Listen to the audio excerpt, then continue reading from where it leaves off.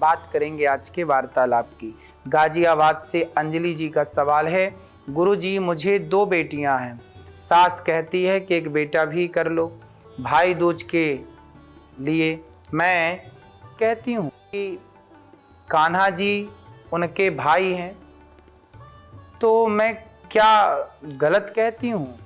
मेरे लिए मेरी बेटियां ही बेटा हैं। भगवान ने जो दिया है उसी से मैं खुश हूँ।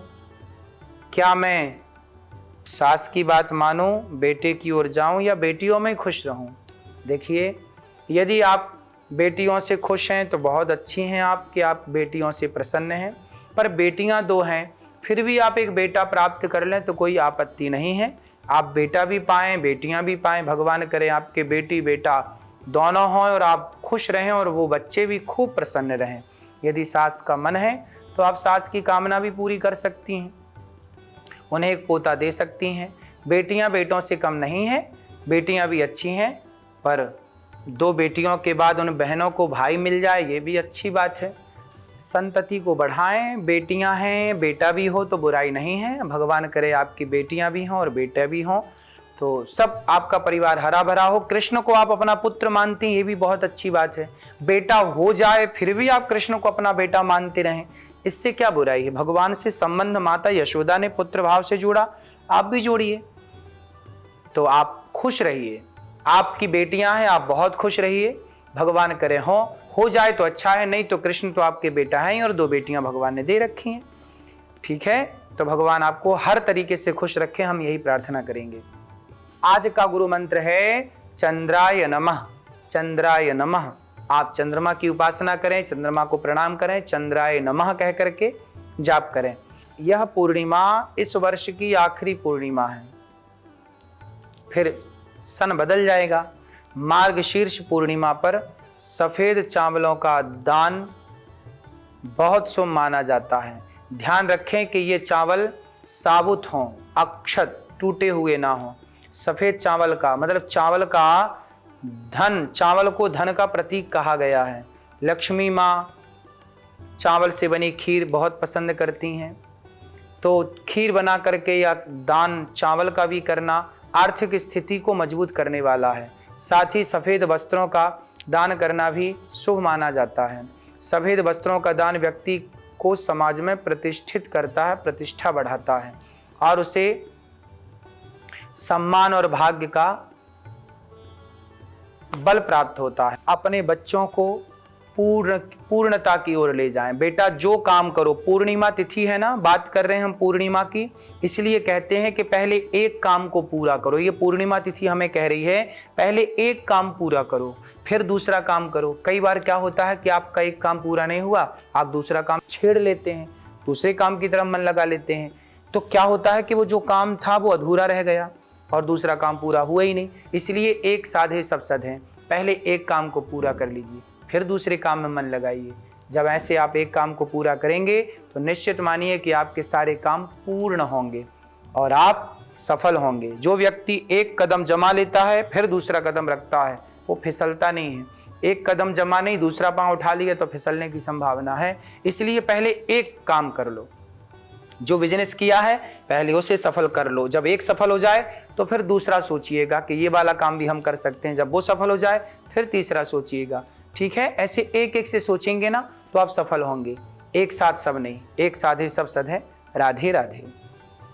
बात करेंगे आज के संस्कार की।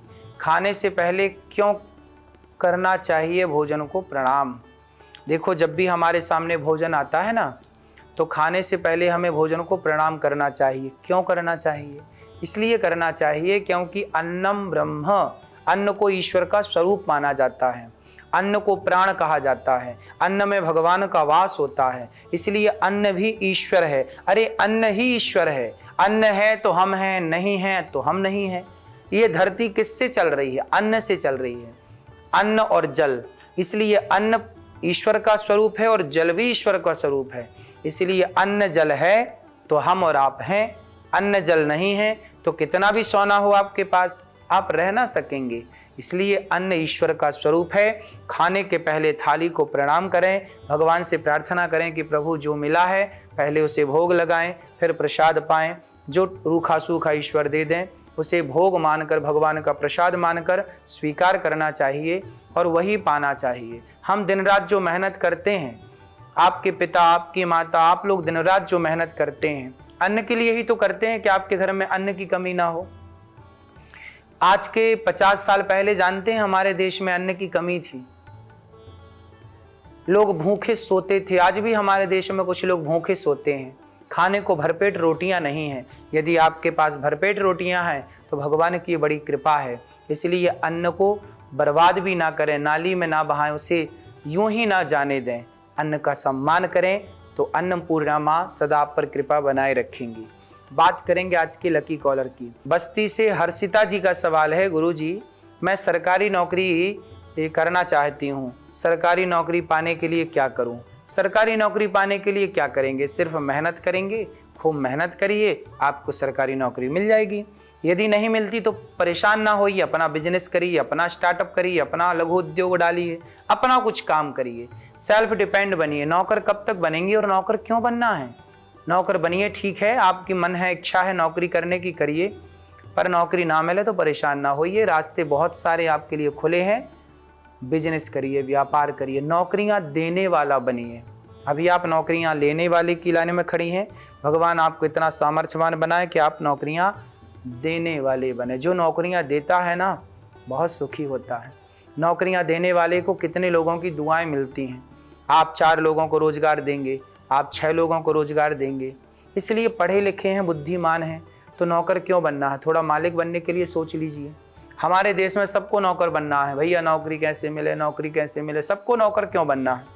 मेरा प्रश्न आपसे है, सबको नौकर क्यों बनना है, मालिक क्यों नहीं बनना? आपने अपने दिमाग को सेट किया होता कि मुझे मालिक बनना है तो आप मालिक बनने की लाइन में खड़ी होती हैं, लेकिन आपको नौकर बनना, भगवान करे आपको नौकरी मिल जाए, लेकिन मेरा मानना है कि मालिक बनना चाहिए आपको। बुद्धिमान हैं आप, मालिक बनिए। 10 लोगों को नौकरियां दीजिए, 50-50 हजार की नौकरियां दीजिए, भगवान आपको इतना सामर्थ्यवान बनाए। बात करेंगे कल के विषय की। कल सोमवार है, कल भगवान शिव जी की बात करेंगे कि शिव जी को प्रसन्न कैसे करें, भगवान शिव जी कैसे हमें भवसागर से पार करें। गौरी गोपाल आश्रम जहाँ वृद्ध माताएं रहती हैं 290, जहाँ अखंड रसोई चलती है, और यहाँ गौरी गोपाल गुरुकुल है जहाँ 150 बच्चे पढ़ते हैं। गौरी गोपाल आश्रम की सेवाओं से आप भी जुड़ें, और आप जुड़ते हैं तो यहाँ सेवाएं चलती हैं। 150 बच्चे यहाँ पढ़ते हैं, 290 माताएं रहती हैं, अखंड रसोई यहाँ चलती है। ना जाने कितनी सेवाएं। कभी आप आए गौरी गोपाल, अपनी आंखों से देखें और यहाँ की सेवाओं से जरूर जुड़ें। सबको राधे राधे। जय श्रीमन नारायण, जय श्री कृष्ण।